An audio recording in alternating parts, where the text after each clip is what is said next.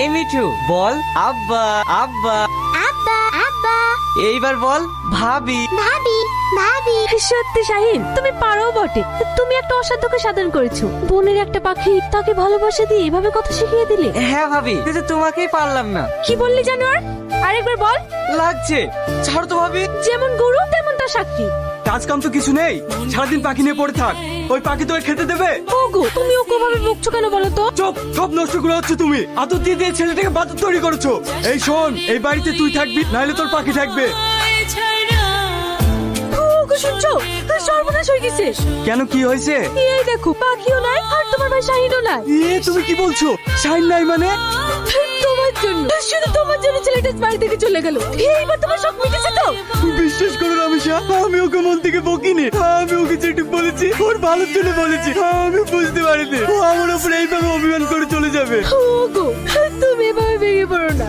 শাহিনও তোমাকে ছাড়া থাকতে পারবে না। এই মিঠু, তোর খুব কষ্ট হচ্ছে না? খুব খিদে পেয়েছে? খিদে খিদে। চুপ কর, এখন তোর জন্য খাবার কোথায় পাবো বলতো? এই সালমা, দেখতে পাচ্ছিস ওই ছেলেটা কত সুন্দর পাখিটার সাথে কথা বলছে? তাই তো রে, চ গিয়ে দেখি। খিদে খিদে।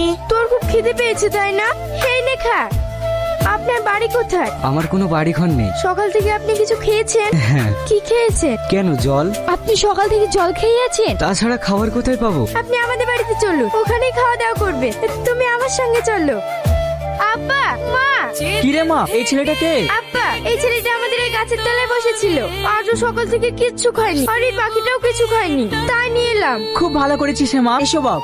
আচ্ছা বাবা, তোমার বাড়ি কোথায়? আমার ভাই আমার এই পাখিটার জন্য আমাকে বাড়ি থেকে বের করে দিয়েছে। থাকার বলতে হবে না, আমি সব বুঝতে পেরেছি। তুমি আমার কাছেই থাকবে। তোমার নাম কি? মিঠু। বাহ, দারুণ কথা বলতে পারো তো।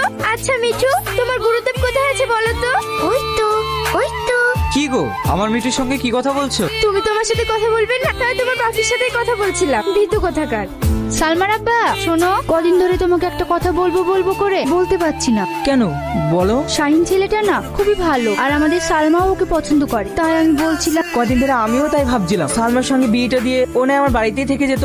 শাহিনকে আবার ঘাটে না কি দরকার? ওকে না হয় আমি বাড়ি গিয়ে গা ধুয়ে দিতাম। ওকে আমি এমন ভাবে সাঁতার শিখাবো ও যেন সব পরিস্থিতিতে সামাল দিতে পারে। তোমার না সবসময় উল্টো পাল্টা কথা।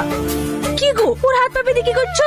আমি ওকে অন্য টেকনিক শিখাচ্ছি। যেমন বড় ভাই তেমনি তার ছোট ভাই। ঠিকই আছে। ভাবি, কি গো, চিৎকার করছো কেন? কি হয়েছে তোমার? কিচ্ছু হয়নি, আমি বাড়ি যাব। কি যাতে বলছো? তুমি পাগল হয়ে গেছো নাকি? এখন কটা বাজছে জানো? না না, আমার ভাই ভাবির জন্য খুব মন খারাপ করছে। কি রে, কি হয়েছে তোদের? তোমাদের জন্য কি বলছে দেখো, এক্ষুনি নাকি বাড়ি যাবে। কেন, কি হয়েছে শাহিন? আব্বা, আমার ভাই ভাবির কথা খুব মনে পড়ছে, আমি বাড়ি যাব। বাড়ি যখন যাবোই বলছো, ঠিক আছে, আমি কালকে তোমাদের বাড়ি যাওয়ার ব্যবস্থা করে দেবো। এখন ঘুমাও। ঠিক আছে আব্বা। এত রাতে পারবো তো? আমার কিন্তু খুব ভয় লাগছে। তোমার জন্য তো রাত হলো। ঠিক আছে, তুমি চুপ করো, আমি মাঝি ডাকছি। মাঝি ভাই। এই ভাই, অনেক গয়না আছে মেয়েটার গায়ে, আশেপাশে তো কেউ নাই, তাহলে সুযোগে সদ্ব্যবহারটা করে নেবো। তুই চুপ কর, খালি গয়নাটাই দেখলি, মালটা দেখলি না। ঠিক আছে, তাহলে তুই মালটা নিস আর আমি গয়নাগুলো নেবো। চুপ কর, আগে উঠু। ওঠেন বাবু, এই গয়নাগুলো খুলি দে। আপনার কি করছেন? চুপ, এই সুন্দরীকে আমার ডেরাই নিছ। না না, আপনারা আমার স্বামীকে মারবেন না। আমার কাছে যা আছে সব আপনারা নিয়ে নেন। চুপ, দেখে রাখা ফেলে দে। বাঁচাও, কে কোথায় আছে বাঁচাও।